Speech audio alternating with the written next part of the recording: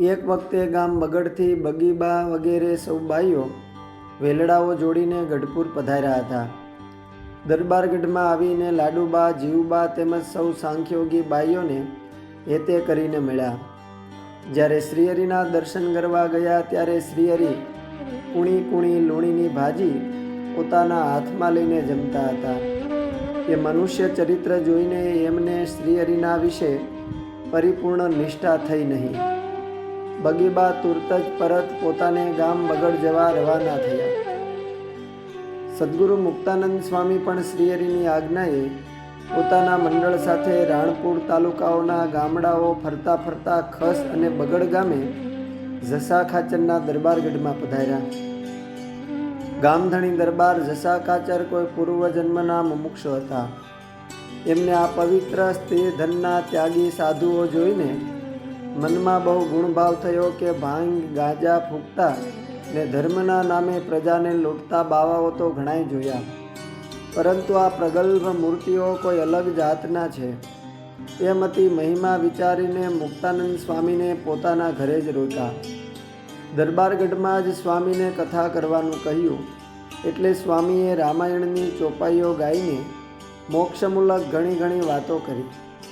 મુક્તાનંદ સ્વામીની ધીર ગંભીર સાધુતા જોઈને એમના હૃદયમાં શીતળતાના શેરડા પડતા હતા.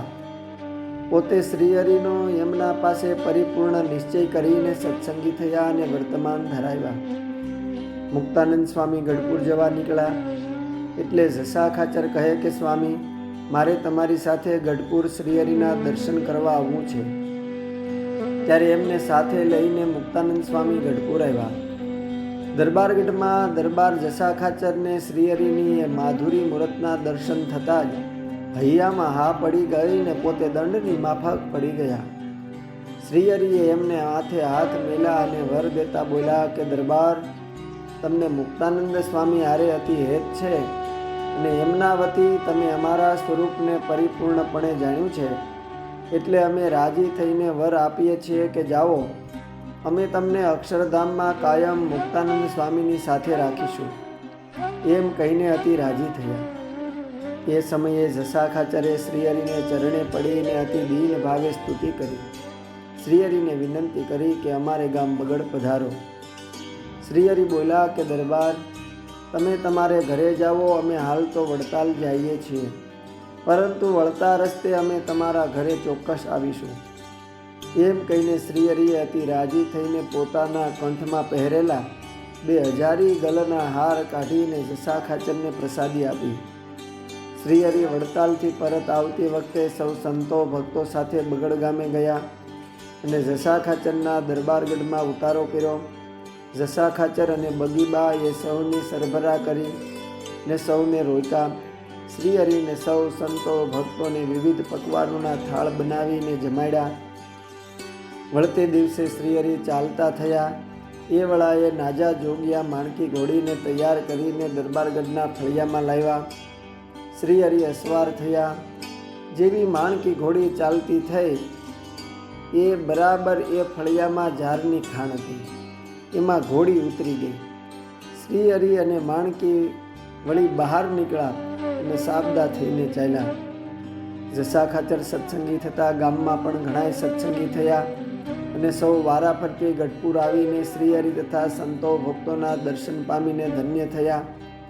એક દિવસ સિદ્ધાનંદ સ્વામીએ ગોપાળાનંદ સ્વામીને કહ્યું કે શ્રીજી મહારાજ હતા ત્યારે તું એમને પૂછતો, પરંતુ મહારાજે ધામમાં પધારતી વખતે ગોપાળાનંદ સ્વામી મારું પ્રતિનિધિ સ્વરૂપ છે એમ કહીને તમારી આજ્ઞામાં વર્તવાનું કહ્યું છે.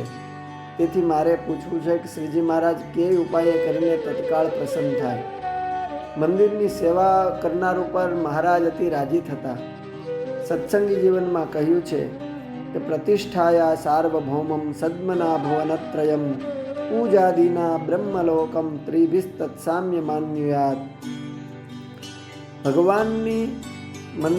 ભગવાનના મંદિરની સેવા કરનારને સર્વ સુખ પ્રાપ્ત થાય છે. ગોપાળાનંદ સ્વામી કહે, સિદ્ધાનંદ મુનિ, તમારે શ્રીજીને રાજી કરવા હોય તો નવા મંદિરો બંધાવો. સિદ્ધાનંદ સ્વામીએ બગડ, સારંગપુર, કારિયાણી, લાઠીદળ વગેરે ગામોમાં મંદિર કરાવ્યા. બગડ ગામનું એ પ્રસાદીનું મંદિર ઘણા મજબૂત સાજડને સાગના લાકડાઓનું બંધાયેલ હજુ પણ દર્શન આપે છે. ગોપીનાથજી મહારાજના મંદિરના થાળ માટે બગડના દરબાર જસા ખાચરે 300 વીઘા જમીન દાનમાં આપેલી. બગડ ગામમાં પાણવીના મુક્તરાજ પુંજા ડોડિયાના દીકરીના વંશજ સુરસંગ બાપુ અસવારે એકાંતિક ભક્ત હતા. તેઓ છપૈયા વગેરે ધામોની ચાલીને યાત્રા કરી. તેઓ અવારનવાર ગઢપુર પધારતા, પરંતુ તેઓ જીવનભર મંદિરનું ધર્માદાનું અન્ન ક્યારેય જમતા નહીં. પોતે કાયમ પોતાનું જમવાનું સાથે લઈને જતા. અસ્તુ. જય સ્વામિનારાયણ.